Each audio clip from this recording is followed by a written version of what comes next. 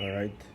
First and foremost, I want to give all praises, honor, and glory unto Yahweh, Bahashem, Yahweh Shai, Bahashem, Harakakutash. Double honors unto the apostles and the elders that great men so naturally well. Peace and salutation unto the sincere came across the four corners of the earth that spreading this word in truth and in sincerity and in all diligence. This is Matana from Trinidad Camp West, coming to the spirit and the power of the Lord Yahweh, Bahashem, Yahweh Shai, to do a video, to do a impromptu, because it wasn't really prepared, but I just here doing nothing and waiting for work to start, and so I'm gonna do a quick one, without further ado. I'll just jump straight into it. This is one. The name of this one is hold your tongue, I just want to start with this precept here, Job 13 verse 18. It says, "Oh, that you would altogether hold your peace, and it should be your wisdom." You understand?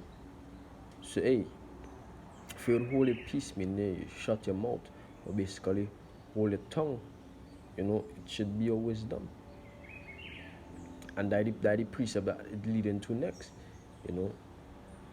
just keep your tongue, basically, you know how much to say, and that should be your wisdom. That can be counted for your wisdom. Less things to say,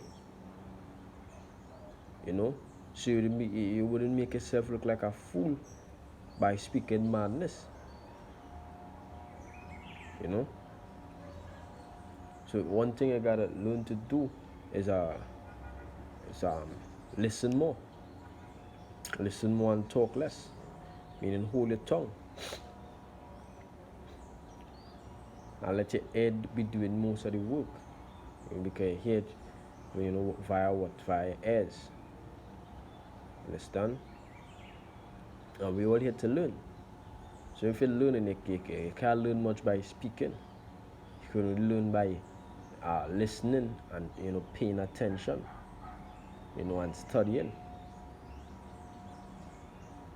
Especially when you are around older or elder brothers.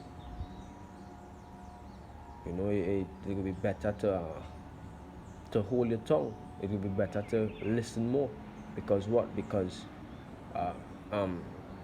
they have more experience than you. They would most likely, not all the time, but generally, know more than you, and they would experience things. You experience more things in the truth than you, because why? They would shoot many more years than you, so they would have much more experiences. So you might be in a situation and you thinking to yourself, hey, why are you going through this? But guess what? If you listen to the experiences, you would hear that you alone went through that. So that would do, that would boost your spirit. That would give you confidence, to show you that it is the Lord in punishing you alone. The Lord in chastising you alone. It's not wickedness that the Lord doing. Every brother had to go through different situations, but at the same time it's similar to each other own. The scripture says, "Oh, that you would altogether hold your peace, and it should be your wisdom." I just want to get up that scripture in Proverbs 17.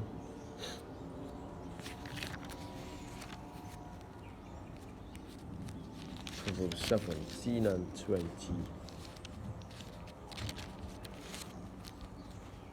Proverbs 17 and 28.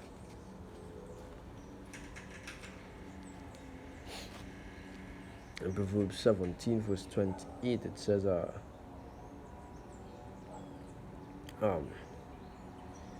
he that, verse 27, it says, "He that hath knowledge spirit his words, and a man of understanding is of an excellent spirit." Even a fool, when he holdeth his peace, is counted wise. What do you mean by holding his peace? Having not much to say.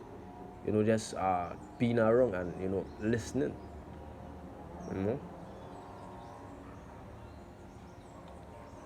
Just sticking around, men with knowledge, and listening.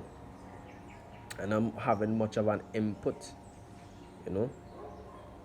It says, even a fool, when he holdeth his peace, is counted wise, and he that shutteth his lips is esteemed a man of understanding. Hey, so even a fool or a nigger, even them, when they say nothing, what they are counted wise. Because you can't say here foolishness proceed out of their mouths. So what they are counted as wise men. You can't really say whether or not, you know, what they know. Because why they hold their peace, they hold their tongue, you know.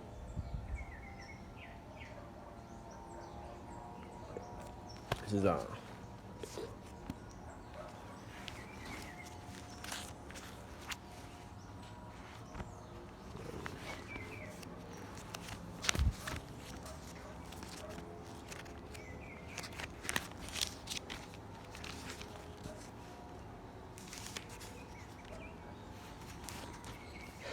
Ecclesiastes 5 verse 1. It says, keep thy foot when thou goest to the house of the Most High, and be more ready to hear than to give the sacrifice of fools. The sacrifice of fools is what? To utter madness, to speak foolishness. That is sacrifice of fools. To speak foolishly. But it said be more ready to hear than to give the sacrifice of fools. So be more ready to listen. Higher your attention span up.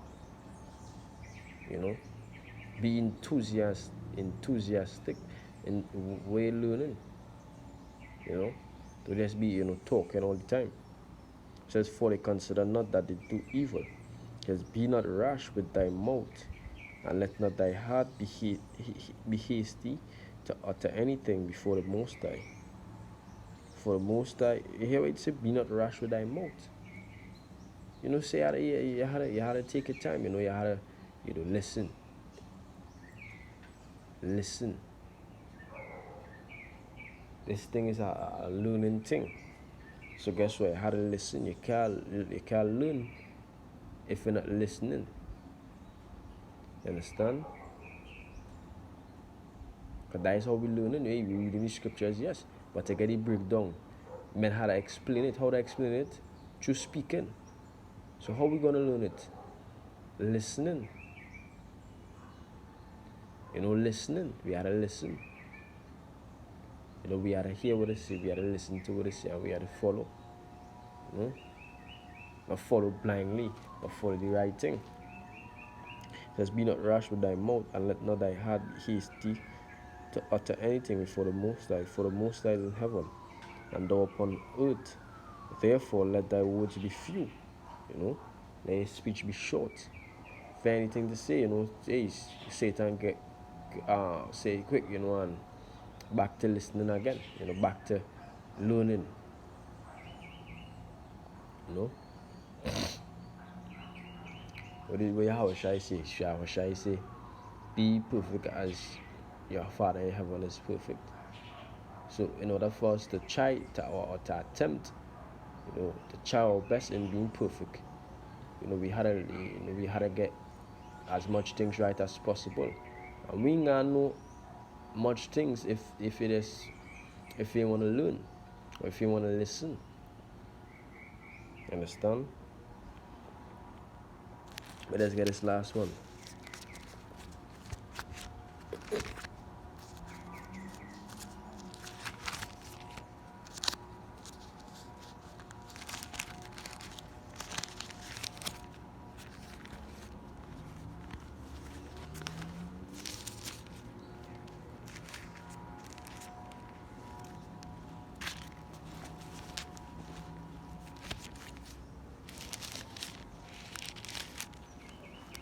It's James chapter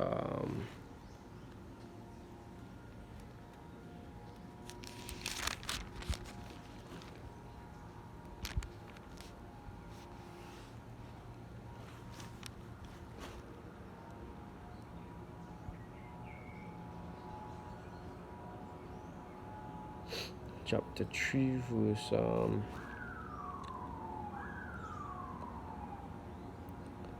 I will straight to the point. It says verse 5, it says,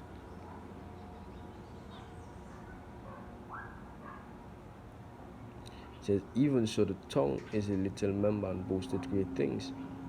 Behold how great a matter a little fire kindleth. And that is the tongue. It says, and the tongue is a fire, a wheel of iniquity, so is the tongue among our members. That it defileth the whole body and setteth on fire the course of nature. And it is set on fire. So the less talking you do, much less trouble you get in, much less offenses you cause, much less you're sinless, by holding your tongue, just by having control, or taming your tongue. It says, for every beast, every kind of beast, and of birds, and of serpents, and of things in the sea is tamed, and hath been tamed of mankind, but the tongue can no man tame. It is an unruly evil, full of deadly poison. So to avoid getting into much trouble, when an argument are going on, when they have contention, best thing a man could do is hold his tongue. That is like not adding fuel to the fire. The more you speak, or the more aggravate the other person, is the more the trouble go on or continue. So, and that is what the tongue does do. So if it does hold a peace, if it does keep your tongue, you would avoid much of these things. So that is what this video was about. Holding your tongue, holding your peace, and being more ready to hear, being more ready to listen than to speak. So I hope this video was edifying. I want to give all praise and glory unto Yahweh Hashem Yahushai, Bahashem Harakakotash, double honors unto the apostles and elders at Great Millstone, and peace be unto all, the hopefully elect the men at Great Millstone. Until next time, I say Shalom.